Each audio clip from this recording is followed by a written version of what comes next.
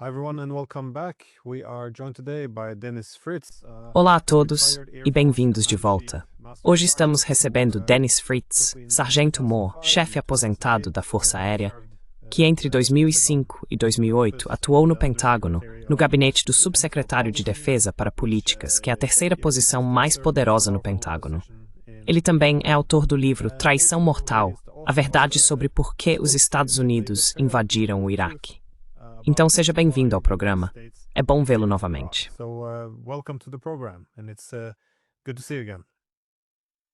Obrigado por nos receber, Glenn. É uma honra estar aqui com você, OCA.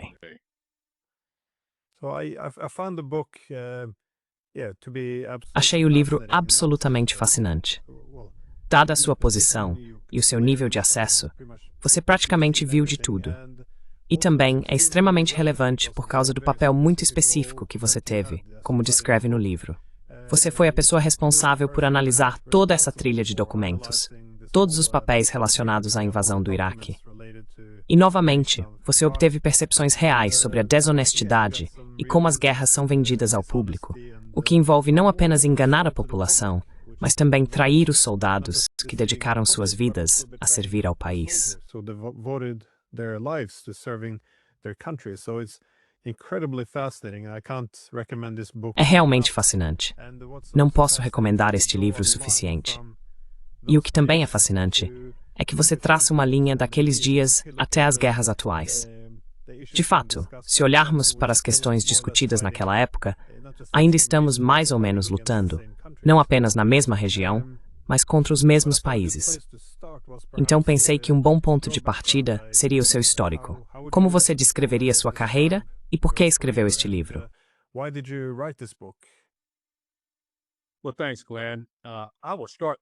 Bem, obrigado, Glenn. Vou começar dizendo que tive uma carreira de praça em comum. Na verdade, eu diria que tive o equivalente, para um praça, ao caminho de um oficial general. E digo isso com toda sinceridade, porque passei muito tempo no Pentágono quando era jovem e fui subindo de patente até alcançar o posto mais alto para praças. Ao longo da minha carreira, durante meu tempo no Pentágono, trabalhei em todos os níveis, desde o Air Staff, que é o quartel-general da Força Aérea, até o nível do secretário da Força Aérea para Assuntos Legislativos, onde coordenávamos com o Capitólio e o Congresso dos Estados Unidos as necessidades da Força Aérea.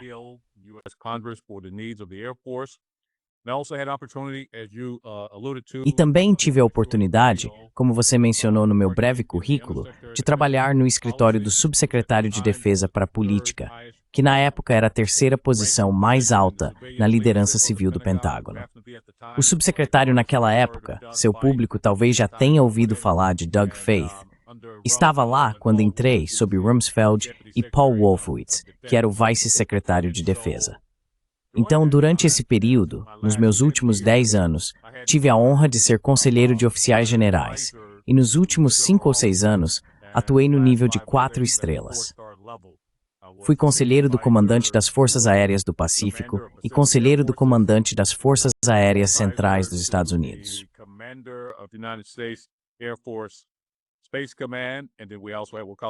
Comando Espacial. E então também tínhamos o que chamamos de Comando Conjunto do Comando Espacial, que incluiria todos os serviços dos Estados Unidos. Eu também tinha uma função adicional como conselheiro do comandante do NORAD. Então tive uma trajetória um pouco incomum como militar de carreira, e isso me deu uma visão de como funcionava a política externa e como nosso governo operava. Agora, o que me levou a escrever o livro foi que, como todos nós nos Estados Unidos, e provavelmente no mundo, após o 11 de setembro, ficamos alarmados. Aquela foi a primeira vez que nosso país foi atingido com tanta força por uma força estrangeira. Sabe, a primeira vez teria sido Pearl Harbor, não no Havaí, mas de fato no território continental.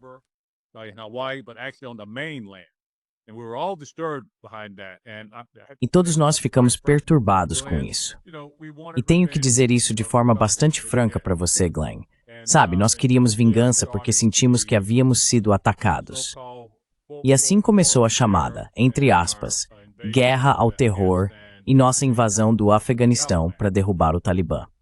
Então, de repente, começamos a ouvir, nós, do meio militar, que estávamos enviando forças por todo o Oriente Médio, para nos prepararmos para uma guerra no Iraque. E eu simplesmente não entendia isso.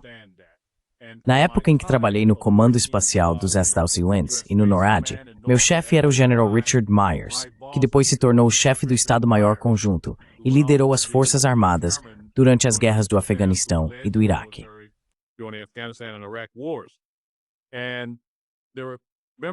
E havia membros da minha equipe, quando deixei o Comando Espacial, que queriam ir para o Pentágono. Eles achavam que seria o ponto alto de suas carreiras. Então eu tinha várias pessoas na equipe e alguns oficiais com quem já havia trabalhado em anos anteriores. Eu ligava para eles e perguntava, onde está essa informação de inteligência sobre o Iraque ter armas de destruição em massa? Porque jovens, homens e mulheres, vinham até mim dizendo, chefe, que era meu título na época, abreviação de chefe mestre de comando, e eles me chamavam de chefe. Por que estamos indo para a guerra no Iraque? Alguns familiares deles faziam a mesma pergunta.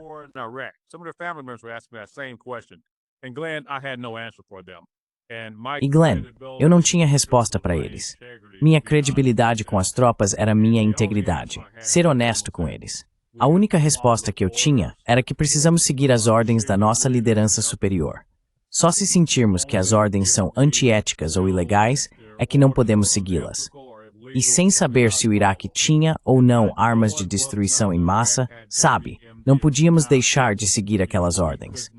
Mas isso sempre me incomodou. Eu não conseguia enviar jovens homens e mulheres para a guerra por algo que eu não entendia ou em que não acreditava. Do outro lado, eles podem escolher se aposentar. Do meu lado, eu era alistado. Se você fosse pedir baixa, me desculpe. Do outro lado, você tem direito à aposentadoria, pode se aposentar.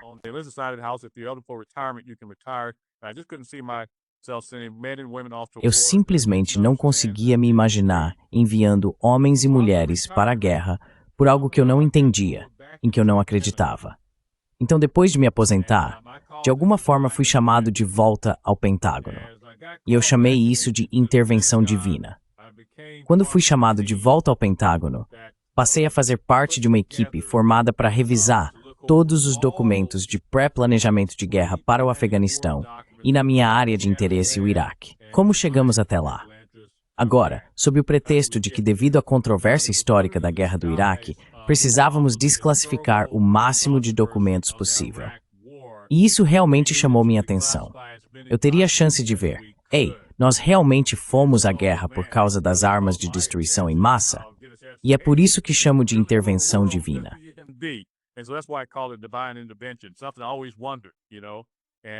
Algo que eu sempre me perguntei, sabe? E tive a oportunidade de ver isso. Acabei me chamando de Daniel Ellsberg dos pobres. Se o seu público já ouviu falar de Daniel Ellsberg, infelizmente, ele já faleceu. Ele foi o autor dos Papéis do Pentágono, publicados no New York Times. Eu me chamei de Daniel Ellsberg dos pobres. Eu não tive a coragem que ele teve. Fiz do jeito certo, escrevendo meu livro e depois enviando para o Pentágono revisar. E como você percebe no livro, e seu público vai perceber no livro, ele foi fortemente redigido. E redação significa que havia coisas que eles apagaram para que o público americano não pudesse saber. Agora, falando sério, sim, por favor. Sim. Aliás, fico muito feliz que você tenha deixado isso aqui, a redação.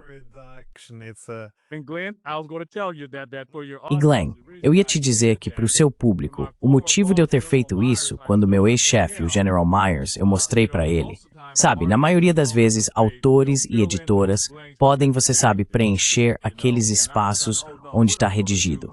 E eu decidi, não vamos fazer isso. Eu vou mostrar onde eles redigiram, sabe, para me impedir de compartilhar outras informações. E aliás, Glenn, era informação não classificada, porque eu fazia parte da equipe de classificação, sabe? E agora, o que me fez escrever o livro, Glenn, foi que depois que vi, em primeira mão, as mentiras que estavam sendo contadas para nos levar à guerra do Iraque, comecei a pensar, eu disse, cara, isso é vergonhoso. É uma desgraça.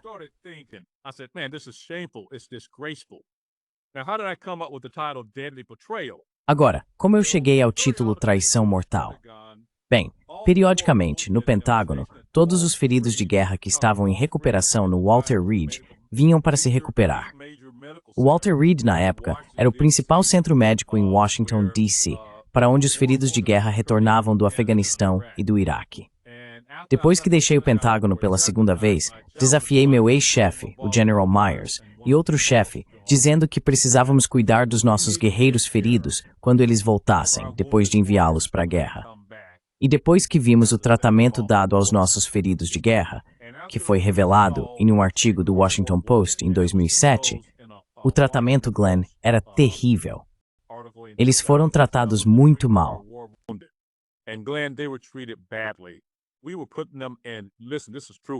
Nós os colocávamos em, escute, isso é verdade, quartos mofados para se recuperarem, e isso me incomodava. Outra coisa que me fez escrever o livro foi que, periodicamente, através do Pentágono, os feridos de guerra passavam por lá. Chamávamos de Corredor dos Heróis. Eles passavam pelo Pentágono e nós os aplaudíamos. Obrigado pelo seu serviço e todas essas coisas boas.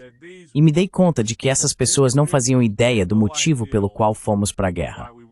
Sabe, como todo mundo, eles diziam que era por vingança pelo presidente George W. Bush, pelo pai dele, George H.W. Bush. Era por tudo isso, sabe? E ninguém realmente sabia o verdadeiro motivo. E isso me incomodava.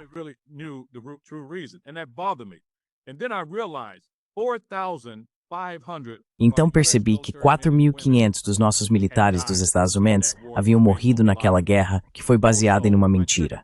Além disso, fui além. Percebi o número de iraquianos que matamos, a infraestrutura que destruímos, tudo baseado em uma mentira. E pensei que precisava escrever aquele livro. Foi assim. Eu estava em uma sala cheia de história.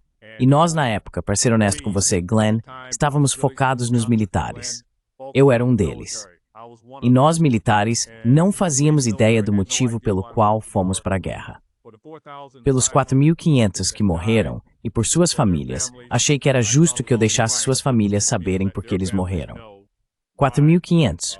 Uma traição mortal aos homens e mulheres das Forças Armadas dos Estados Unidos.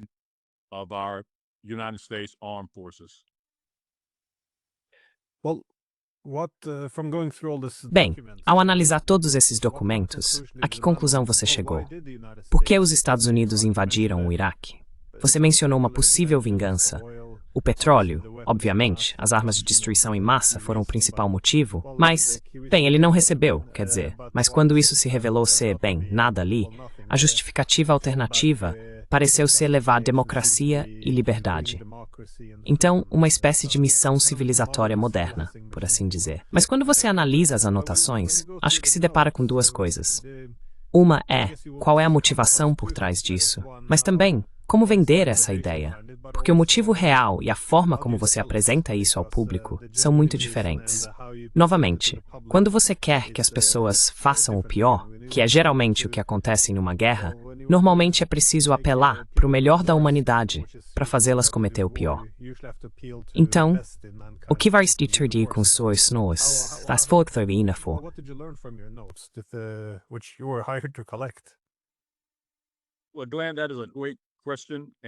Bem, Glenn, essa é uma ótima pergunta. E também se conecta com o que você mencionou na introdução, sobre como isso se relaciona com o que está acontecendo hoje no Oriente Médio. Sabe, para minha surpresa e decepção, essa guerra nunca foi sobre a defesa dos Estados Unidos. Nunca foi sobre o Saddam ter armas de destruição em massa. Isso foi usado apenas como desculpa ou justificativa. E eu te digo, havia muitos no setor de inteligência avisando o governo Bush de que não havia armas de destruição em massa. Na verdade, se eles tivessem essas armas, não fazíamos ideia de onde estavam, e nem sabíamos se eles realmente as possuíam ou não.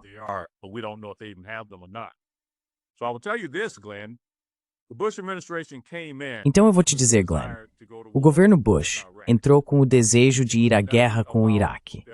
Na época, não tinha nada a ver com armas de destruição em massa. Por que você perguntaria isso, Glenn? Bem, por causa do fato de que havia aqueles, você já ouviu o termo neocons, que vinham pressionando para irmos à guerra há muitos anos. Na primeira guerra do Iraque, quando entramos sob o comando de George H.W. Bush para tirar Saddam do Kuwait, havia alguns na época, como Paul Wolfowitz, que era subsecretário de Defesa, que queriam que ficássemos e mantivéssemos o controle do Iraque. Agora, por que isso? Bem, Você vai encontrar no livro que o único motivo para entrar no Iraque era em nome de Israel. Agora, por que você diria isso?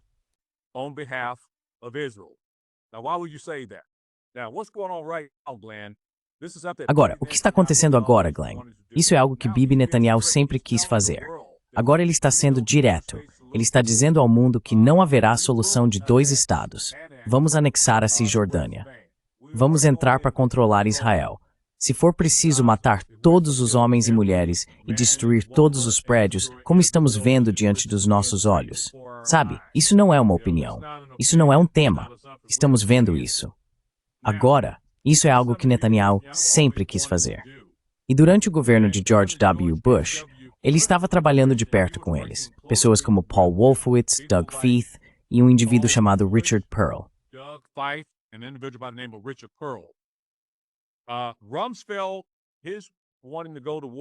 Rumsfeld, o desejo dele de ir à guerra estava relacionado ao imperialismo americano, ao excepcionalismo dos Estados Unidos. Ele acreditava que a América, veja só, era a única superpotência e que deveríamos ter o direito de fazer o que quiséssemos. E nosso objetivo deveria ser trazer paz ao Oriente Médio. E como? Usando nossa força militar. Agora, como isso se conecta? Bibi Netanyahu sempre quis entrar e destruir completamente Gaza, principalmente o Hamas e o Hezbollah, os braços armados das pessoas que lutam por suas vidas e por sua terra.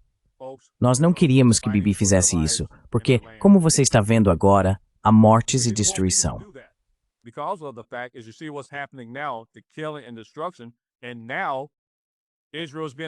E agora Israel está sendo isolado pelo mundo. Você pode até incluir os Hezbollah, porque somos o único verdadeiro apoiador de Israel neste momento. E a administração George Bush não queria que ele fizesse isso. Então, qual foi nossa resposta a isso? Iríamos fazer uma guerra tradicional. Iríamos eliminar aqueles países que apoiavam e davam suporte ao Hezbollah e ao Hamas. E na época, esses 3 países eram Iraque, Irã e Síria. E a razão pela qual escolhemos o Iraque primeiro foi porque, sob a administração Bill Clinton, os neoconservadores forçaram, e eu realmente quero dizer forçaram, o presidente Clinton, na época, a adotar uma política de mudança de regime para o Iraque. Agora, o que nos dá o direito de entrar e mudar o regime de outro país?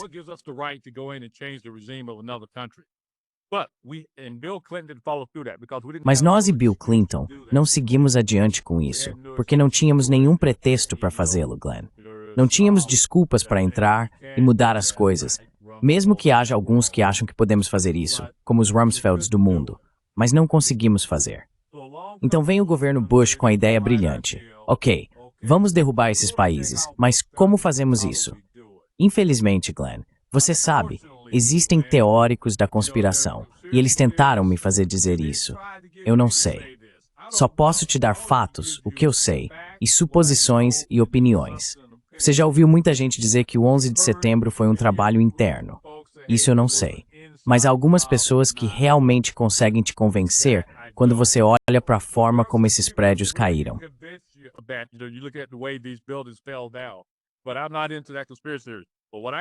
Mas eu não acredito nessa teoria da conspiração. Mas o que posso te afirmar como fato é que havia pessoas no Pentágono que, infelizmente, depois das 3.000 vidas perdidas no 11 de setembro, ficaram satisfeitas com o que aconteceu. E Glenn, por que ficaram satisfeitas? Porque isso nos deu a oportunidade de criar a chamada guerra ao terror, de ir atrás de qualquer país que supostamente apoiasse o terrorismo. E isso nos deu a oportunidade de atacar aqueles 3 países, Iraque, Síria e Irã. Por que fomos atrás do Iraque primeiro? Porque, como já foi dito, já tínhamos uma política de mudança de regime em vigor. Iríamos atacar o Iraque primeiro, depois a Síria, e deixaríamos o Irã por último, porque sabíamos que seria uma batalha mais difícil.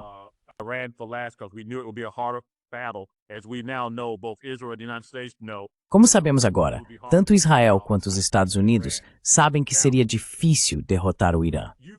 Agora vocês ouviram na imprensa, nos últimos 6 ou 7 meses, sobre o General Wesley Clark, um dos generais aposentados do Exército dos Estados Unidos, mencionando que havia 7 países que seriam alvo. Isso foi decepcionante. Wesley Clark sabe disso porque ele viu. Esse foi um dos documentos que desclassificamos, e essa foi uma declaração verdadeira feita por Wesley Clark.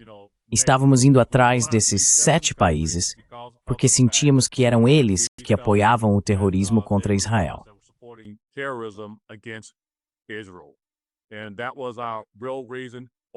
E esse foi o nosso verdadeiro motivo. O petróleo era secundário. Isso foi uma das coisas que eles censuraram no meu livro. Havia alguns magnatas do petróleo, algumas pessoas do setor que queriam entrar. Sabe, eu digo para as pessoas, o presidente Donald Trump fala o que muitos pensam em silêncio quando disse: "Ei, deveríamos ter ficado com o petróleo do Iraque." E há quem realmente gostaria que tivéssemos feito isso. Mas o foco principal era entrar e eliminar aqueles países. Agora deixe-me compartilhar algo com você. O 11 de setembro foi a nossa desculpa para poder fazer isso, porque antes disso estávamos tentando arranjar todo tipo de desculpa. Depois da primeira guerra do Iraque com Saddam, quando os tiramos do Kuwait, e eu disse que havia quem quisesse que ficássemos lá, mas não ficamos. Sabe, teve gente que ficou realmente decepcionada com isso.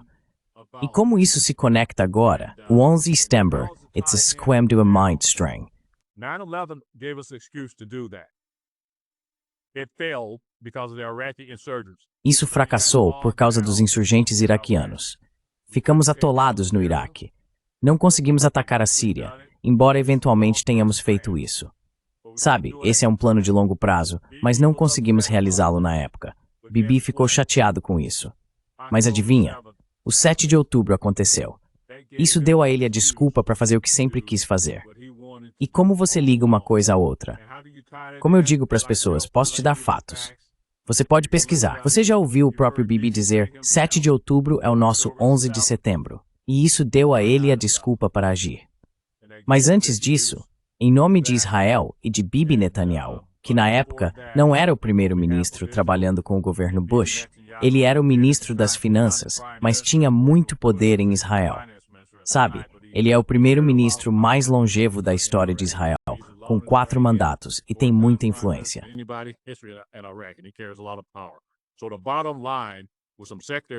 Então, em resumo, havia algumas razões seculares para irmos à guerra.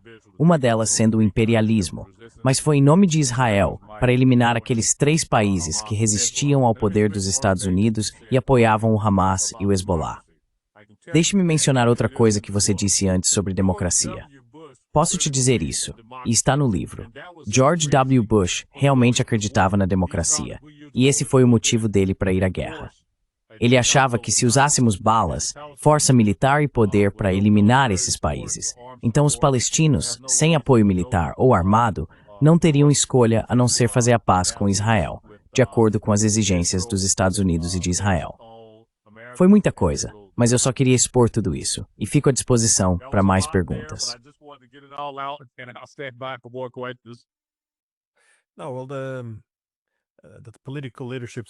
Não, bem, as lideranças políticas estavam sim, o entusiasmo com o 11 de setembro como uma oportunidade, e como isso está ligado às guerras em torno de Israel, é realmente fascinante. E como você mencionou, o General Wesley Clark, ex-comandante supremo da OTAN, o fato de ele ter falado abertamente sobre esse memorando confidencial também é interessante.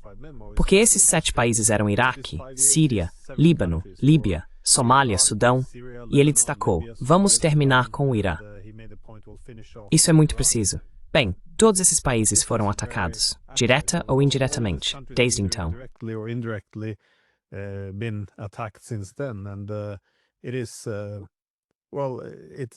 E bem, não se pode realmente usar a expressão teoria da conspiração quando a liderança política e os líderes militares estão declarando isso abertamente. Mas também ouvi que a mudança de regime no Iraque, que em certo momento foi um objetivo declarado, foi rotulada como teoria da conspiração. Mas como você mencionou, em outubro de 1998, o Congresso aprovou e o presidente Bill Clinton sancionou a Lei de Libertação do Iraque, que é uma lei americana para substituir o governo iraquiano. Quero dizer, como assim? E ainda assim, isso é denunciado como teoria da conspiração, mas está ali, é lei.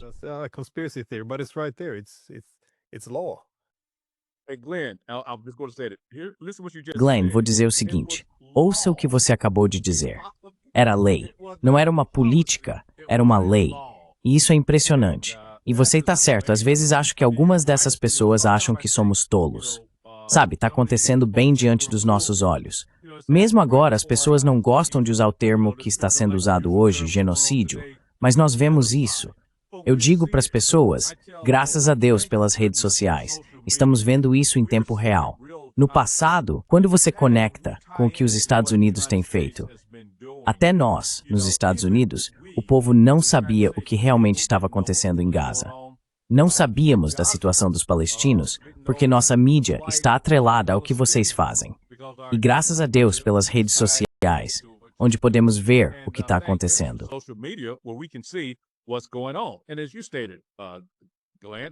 E como você disse, Glenn, não são teorias da conspiração. Nós vemos isso, nós sabemos disso. E aliás, desses países do Sul, só resta um de pé agora, que é o Irã. Derrubamos todos os outros, começando por Gaddafi, Assad, ainda que não tenhamos matado, queríamos, mas agora ele está na Rússia. Derrubamos Saddam, e você sabe, o Irã ainda está de pé. E o motivo de termos deixado eles por último é porque sabíamos que seria uma tarefa difícil. Agora, deixe-me compartilhar outra coisa com você também. Você sabe, quando chegamos ao governo Obama, com o Plano de Ação Conjunto Global, mais conhecido como o Acordo Nuclear com o Irã, uma das coisas que os neoconservadores e os belicistas radicais dos Estados Unidos queriam era que os iranianos acabassem com seu programa de mísseis balísticos.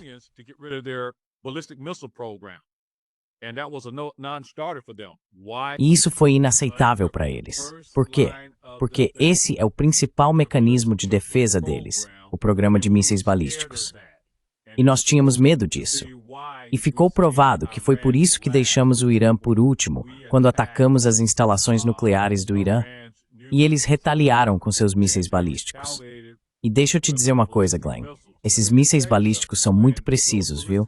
Eles são muito precisos. Então, esse foi um dos motivos pelos quais quisemos deixá-los por último. O outro motivo que também vimos acontecer, sabe, no Iraque e na Síria, eram países meio destruídos. Você precisa daquele tipo de liderança de mão forte, como a do Assad.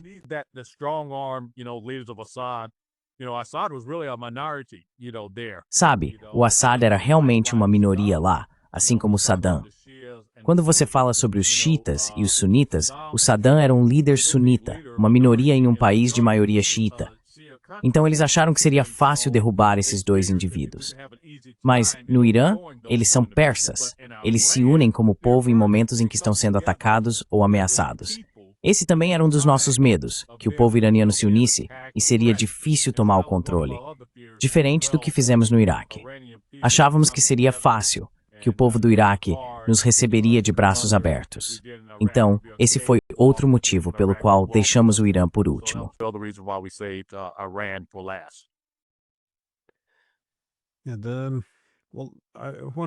Bem, então quero te perguntar um pouco sobre como você viu isso sendo vendido. Porque há um relatório vazado da CIA que mostra que, quando os europeus começaram a perder o interesse no Afeganistão, eles tiveram a ideia de que, bom, os europeus realmente se importam com os direitos das mulheres. Então vamos vender a guerra como uma forma de permitir que meninas possam ir à escola. Assim, tivemos o secretário-geral da OTAN, Stoltenberg, coescrevendo um artigo com a Angelina Jolie, de Hollywood, sobre por que a OTAN agora é a principal defensora dos direitos das mulheres no Afeganistão.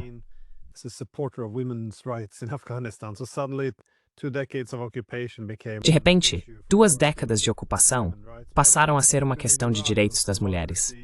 Mas no Iraque, era democracia.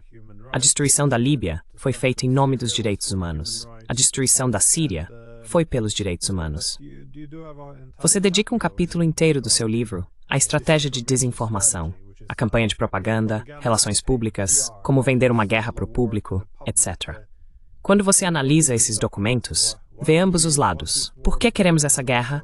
E também, como vendemos essa guerra? Que conclusões você tirou, ou o que aprendeu em relação a como, no mais alto nível, eles pensam sobre as melhores formas de vender uma guerra?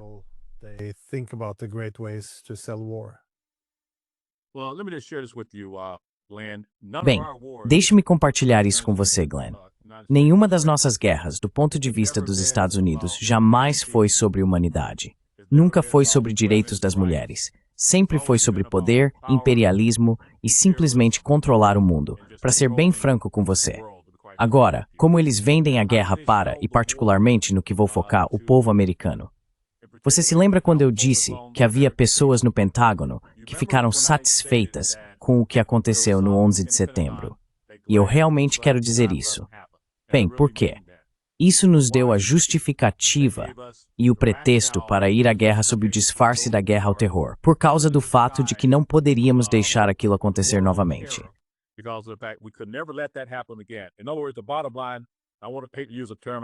Em outras palavras, o ponto principal, vou usar um termo, não gosto de xingar, mas eles assustaram pra caramba o povo americano dizendo, se não formos à guerra, isso pode acontecer de novo. E o povo americano embarcou nessa. Sabe, Glenn, nos Estados Unidos estou tão decepcionado, porque o Partido Republicano aqui, um dos nossos principais partidos, sempre teve uma mentalidade militar voltada para a guerra. E os democratas eram mais conhecidos como o Partido da Paz, por assim dizer. Mas isso mudou na Segunda Guerra do Iraque, que acabou derrubando Saddam. Sabe, houve uma eleição presidencial. Outra forma de conseguirem apoio para essa guerra foi que os republicanos atacaram o Partido Democrata, dizendo que eles eram fracos em defesa, por assim dizer.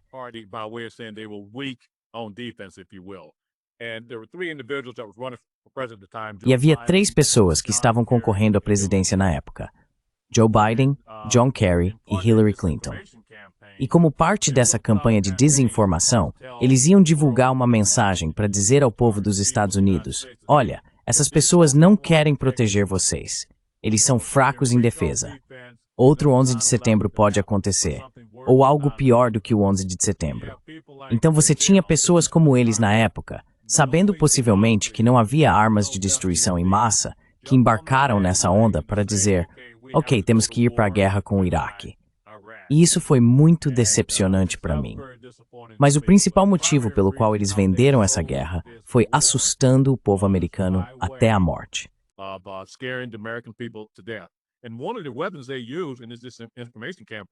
E uma das armas que eles usaram nessa campanha de desinformação aqui nos Estados Unidos foi a percepção de que oficiais generais têm muita credibilidade com o povo americano.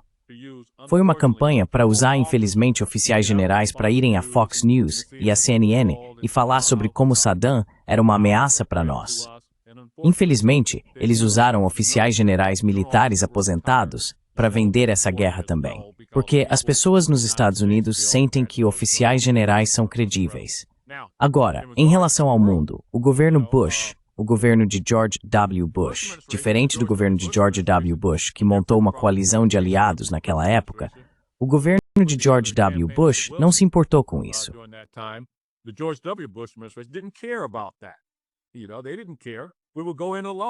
Sabe, eles não se importavam. Vamos entrar sozinhos. Você ouviu Rumsfeld dizer isso muitas vezes. Mas quando você menciona vender a guerra, a Alemanha e a França realmente não queriam ir para a guerra. Você se lembra, queríamos mudar o nome das batatas fritas para batatas da liberdade e assim por diante. E você verá no livro, nós escondemos muitas informações da Alemanha e da França porque sabíamos que Saddam não tinha armas de destruição em massa. Não deixamos a Alemanha e a França saberem disso, porque tínhamos medo de que isso fosse para o Conselho de Segurança das Nações Unidas e impedisse a guerra. Os únicos 3 países que realmente mantivemos informados sobre o que estávamos fazendo, bem, na verdade 2 principalmente, foram o Reino Unido, o que não é surpresa, e Israel. Eles sabiam exatamente qual era o plano e tudo mais.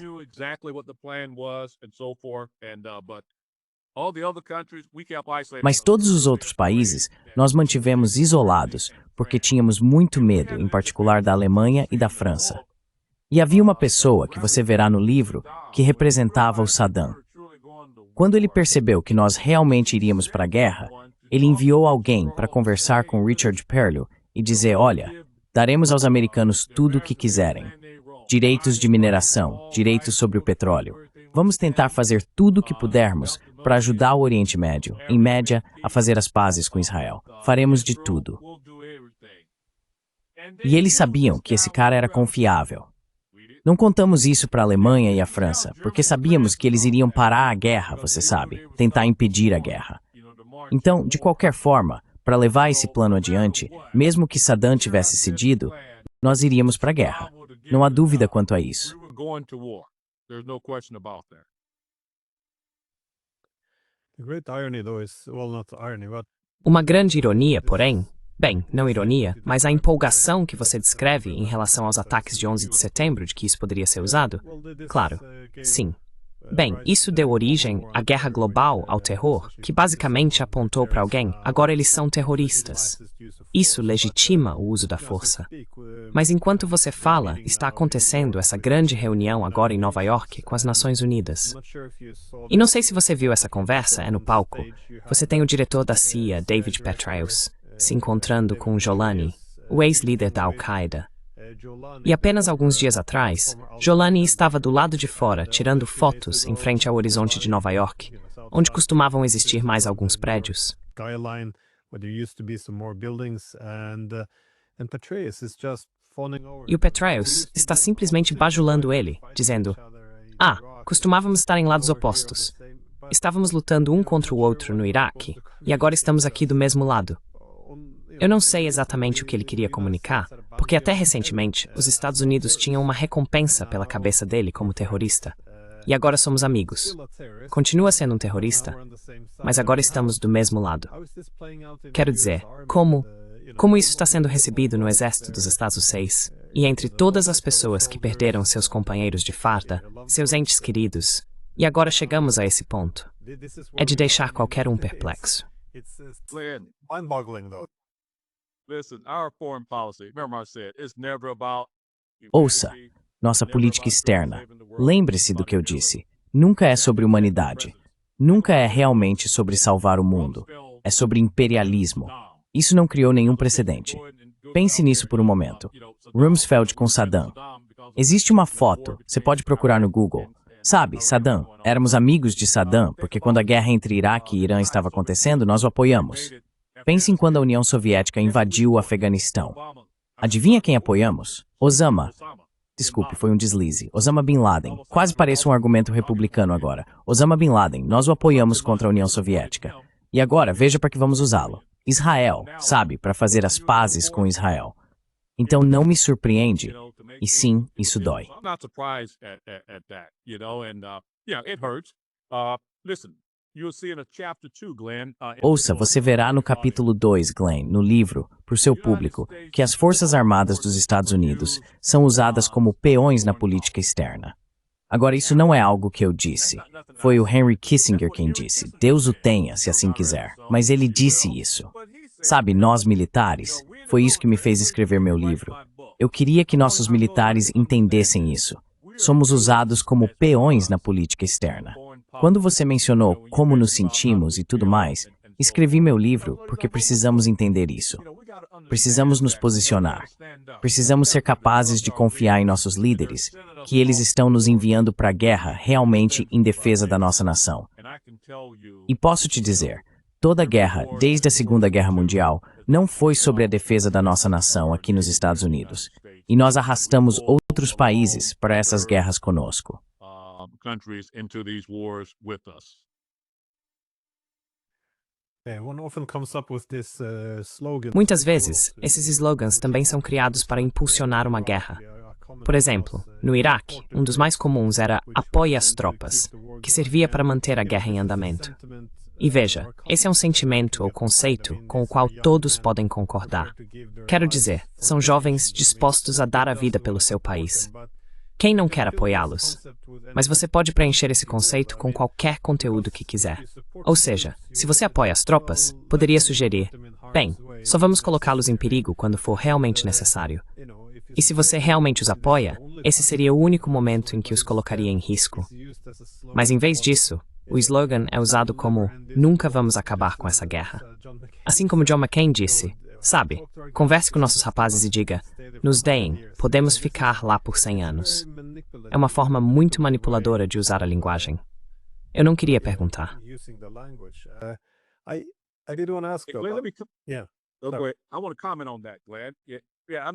Quero comentar sobre isso, Glenn.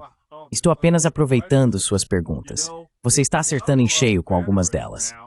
Alguns de nós, veteranos, agora estamos dizendo, estou tão cansado de políticos, sabe? Mas isso já chegou até as pessoas comuns, do dia a dia. Quando descobrem que somos veteranos, nos dizem nas Forças Armadas, obrigado pelo seu serviço. E isso é só, sabe, para nos animar.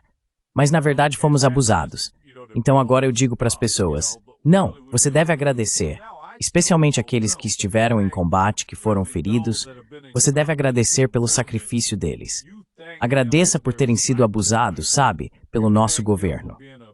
Glenn, você vai notar uma coisa no meu currículo e também no livro. Eu falo sobre os guerreiros feridos que temos. E eu me lembro, digo para as pessoas que provavelmente eu poderia ter sido demitido daquele emprego.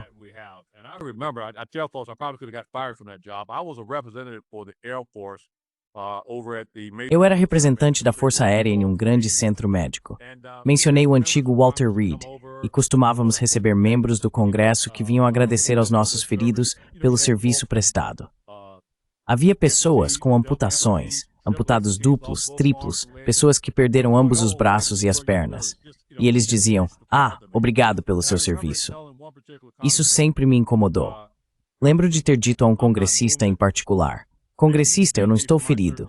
Talvez o senhor possa me agradecer pelo meu serviço, se assim desejar. Mas o senhor precisa agradecer a eles pelo sacrifício, eles e suas famílias, pelo sacrifício que fizeram. E, infelizmente, é um sacrifício baseado em uma mentira. E tenho que te dizer, Glenn, sabendo disso, seria uma vergonha para mim se eu não escrevesse meu livro, sabendo o que sei. Seria uma vergonha para mim se eu não deixasse o público saber que nosso exército é usado e abusado pela nossa política externa.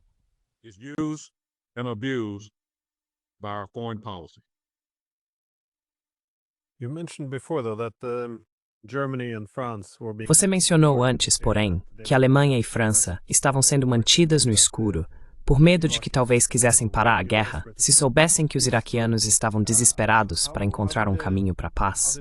Mas como Washington lidou com as instituições internacionais?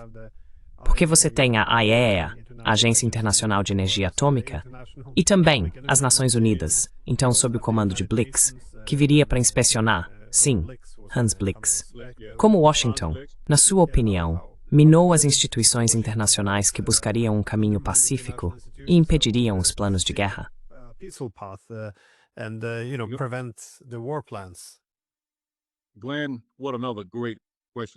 Glenn, que outra ótima pergunta e observação. Sob essa estratégia de desinformação de que falamos, infelizmente, os Estados Unidos já tinham planos para desacreditar ambos. Você sabe, eventualmente fomos informados pela agência de inspeção que Saddam não tinha armas de destruição em massa. Então tínhamos planos prontos, isso está no livro, para desacreditar essas duas pessoas, dizendo que Saddam realmente tinha armas de destruição em massa. E aqui está onde elas estavam. Eram locais inventados. E como todos sabemos agora, nunca foram encontradas ADM, porque não havia ADM para serem encontradas.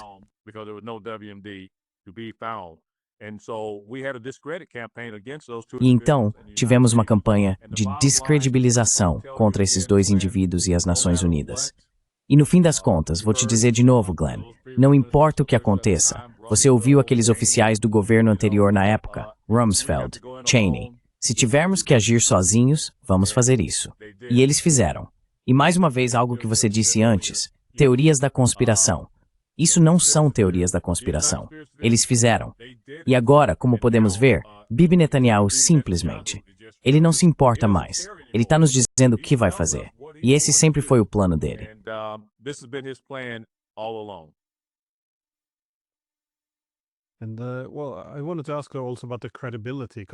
Bem, eu queria te perguntar também sobre credibilidade, porque no seu livro você escreve de Rumsfeld a Condoleezza Rice, Wolfowitz, Rumsfeld. Quero dizer, todos eles parecem muito motivados, organizados, em torno da ideia de que a credibilidade dos Estados Unidos precisa ser preservada e que isso exige a guerra, em vez do medo de serem vistos como alguém que está fugindo. Quero dizer, essa é a ideia, que se eles aceitassem um acordo pacífico ou um resultado negociado, isso faria os Estados Unidos parecerem fracos? Até que ponto o entusiasmo pela guerra, ou a ânsia pela guerra, foi explicado por impulso de aumentar a credibilidade dos Estados Unidos? enhancing or U.S. credibility? Glenn, another great question. Glenn, outra ótima pergunta. Sabe, quando eu estava tentando pensar em qual deveria ser o título do meu livro, uma das primeiras coisas que me vieram à mente foi credibilidade. Verdade, por que fomos à guerra? Por causa do fato, e isso é especialmente verdadeiro no caso do Rumsfeld, de que ele sentia que a credibilidade dos Estados Unidos estava em jogo. Como isso começou? Bem, como mencionei antes, durante o governo Bill Clinton, tínhamos uma política de mudança de regime para o Iraque, e Bill Clinton não fez nada a respeito disso. E então, Rumsfeld sentiu que isso ia contra a nossa credibilidade. Não tínhamos credibilidade para ter uma política de mudança de regime no Iraque se não tivéssemos feito nada a respeito. E esse foi um dos pontos.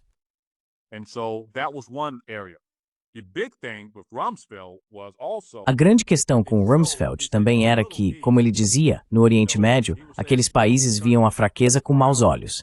Ele dizia que estávamos parecendo fracos por termos uma política de mudança de regime e não termos tirado Saddam do poder.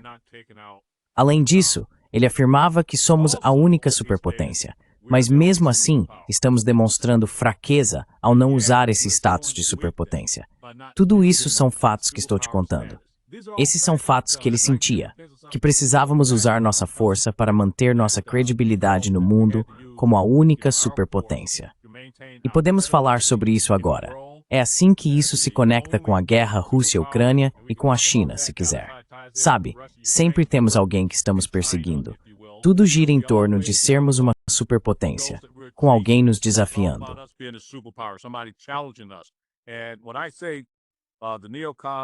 E quando falo dos neoconservadores e dos belicistas nos Estados Unidos, esse plano remonta a 1990.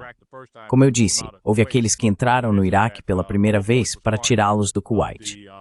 E mencionei que Wolfowitz fazia parte do governo na época, do governo George H.W. Bush, e era subsecretário de defesa e queria que permanecêssemos lá.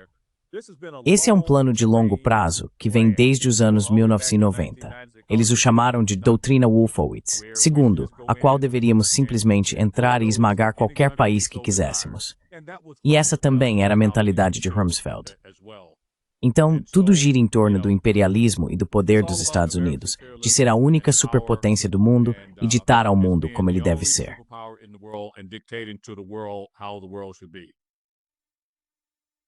Well, my last question is, Bem, minha última pergunta é, com base no seu capítulo final, que é muito apropriado, que é, isso pode acontecer de novo? E eu acho que novamente é um clichê, mas devemos aprender com a história, e especialmente com essa história, porque muitas das guerras ainda continuam hoje. Neste caso em particular, a guerra na Síria, a destruição de Gaza e provavelmente uma segunda guerra contra o Irã, que provavelmente será muito mais brutal. Mas também, como você mencionou,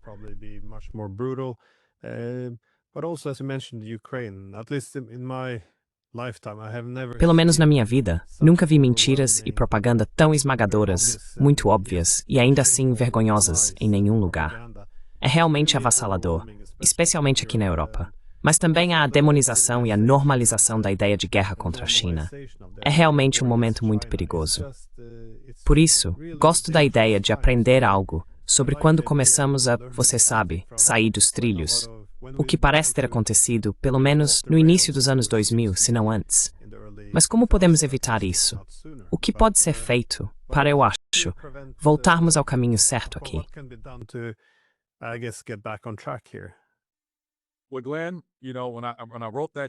Bem, Glenn, você sabe, quando escrevi aquele capítulo, pode acontecer de novo. Entrei nessa cruzada para tentar impedir o que está acontecendo, seja na Ucrânia, na Rússia, ou mesmo uma guerra com o Irã ou a Síria na época, porque o Iraque já tinha sido derrubado. Eu falhei. Pode acontecer de novo? Eu nos alertei, especificamente, porque os Estados Unidos estão liderando esse movimento. Eu estava tentando dizer que precisamos prestar atenção em quem nossos candidatos à presidência escolhem para se cercar, porque caso contrário, seremos empurrados para a guerra. Agora, deixe-me só mencionar algo sobre esse plano que citei do Paul Wolfowitz. Isso remonta aos anos 90, a doutrina Wolfowitz. and the neoconservatives, better known as the neocons, E os neoconservadores, mais conhecidos como neocons, acreditam no excepcionalismo americano e em nós controlando o mundo. Então, quando você pergunta como evitar que isso aconteça, parte da estratégia naquela época era combater o extremismo. Depois, à medida que a Rússia fez a transição da União Soviética para se tornar a Rússia, o objetivo também era conter isso, para garantir que eles não se tornassem um equivalente a nós. Então, tudo remonta àquela época, como você mencionou. Meu objetivo é deixar claro para o povo americano e para o mundo que nossa intenção não é permitir que qualquer outra superpotência dite tudo. Vamos analisar isso por um momento. Tudo remonta à guerra na Ucrânia. let's look at that for a moment. It goes all the way back to the Ukraine war now, after the Soviet Agora, depois que a União Soviética foi dissolvida e o Pacto de Varsóvia foi desfeito, você sabe, nada foi colocado no papel, mas é público. Você pode ir aos nossos arquivos. Dissemos à Rússia que não expandiríamos a OTAN. E o que fizemos? Expandimos a OTAN. Certo? A China passou de alguém com quem trabalhamos juntos, claro, durante o governo Richard Nixon, para conseguir mão de obra barata. Eles se tornaram um parceiro. E então, de repente, a China gostou disso. Chamamos de quase capitalismo. Eles adoram esse capitalismo. Você sabe, a China agora tem bilionários e milionários, mesmo sendo um país supostamente comunista, mas eles são um país quase capitalista. Eles se tornaram um concorrente. Nós, nos Estados Unidos, não gostamos disso. Então, de repente, agora a China se tornou um adversário.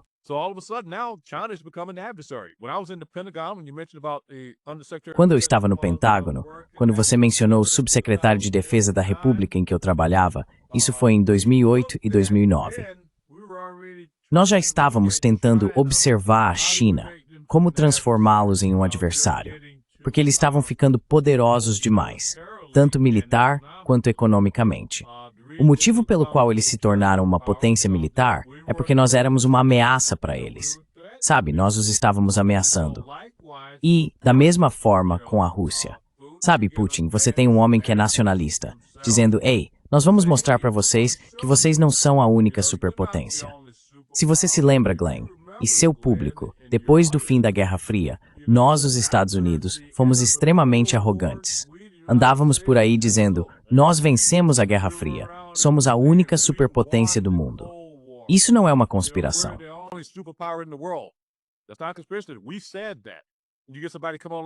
Nós dissemos isso. Você pega alguém como o Putin para aparecer e dizer, ok, vamos mostrar para vocês. Da mesma forma, a China está nos mostrando agora. Então eles aprenderam.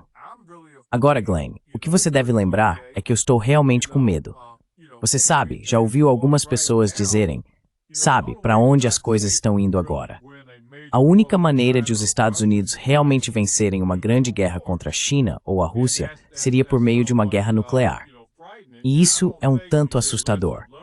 E eu não acho, quando falamos em lições aprendidas, eu não acho que a Rússia ou a China vão ficar parados e nos deixar ser os primeiros a usar uma arma nuclear, porque já mostramos que faríamos isso. É só perguntar ao Japão. Somos o único país que já usou uma arma nuclear ou atômica. E, portanto, estamos passando por tempos difíceis agora no Oriente Médio. Acho que Benjamin Netanyahu está com as costas contra a parede neste momento.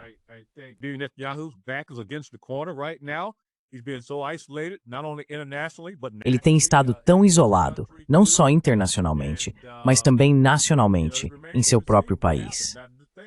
E você sabe, ainda resta ver o que vai acontecer. Agora pense nisso por um momento para nos envolver. Estou falando de Benjamin Netanyahu. Agora ele está ameaçando a China, por assim dizer. E ele sabe que essa é uma das áreas que estamos observando agora, uma possível guerra contra a China. E o Bibi está incentivando isso neste momento para nos levar a outra guerra, porque a China está realmente enfrentando Israel. Então, Glenn, temos tempos difíceis pela frente. E quando você disse, sabe, no meu último capítulo, isso pode acontecer de novo? Bem, sim, pode. E mais ainda. E fico muito desapontado em dizer isso. Então, nesse sentido, talvez eu faça tudo o que puder para promover um mundo mais pacífico. Sabe, é triste admitir que estou falhando, e muitos de nós estamos falhando.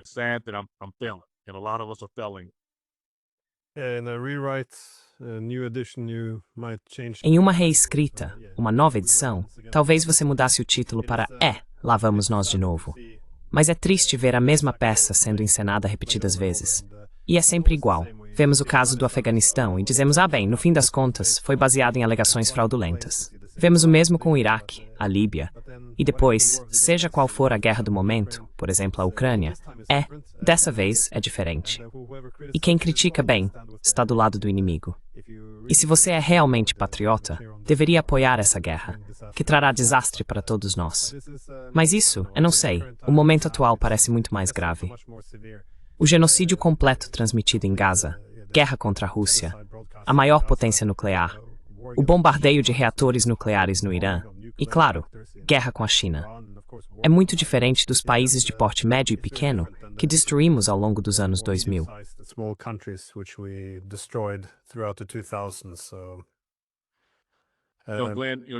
Glenn, você mencionou ironia há alguns minutos. Os Estados Unidos têm essa filosofia e esse lema, paz através da força.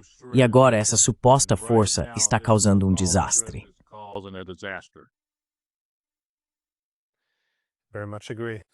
Concordo plenamente. Então, sim, não posso recomendar este livro o suficiente. Traição Mortal. Vou deixar um link na descrição. E muito obrigado por dedicar seu tempo para conversar conosco sobre o seu livro.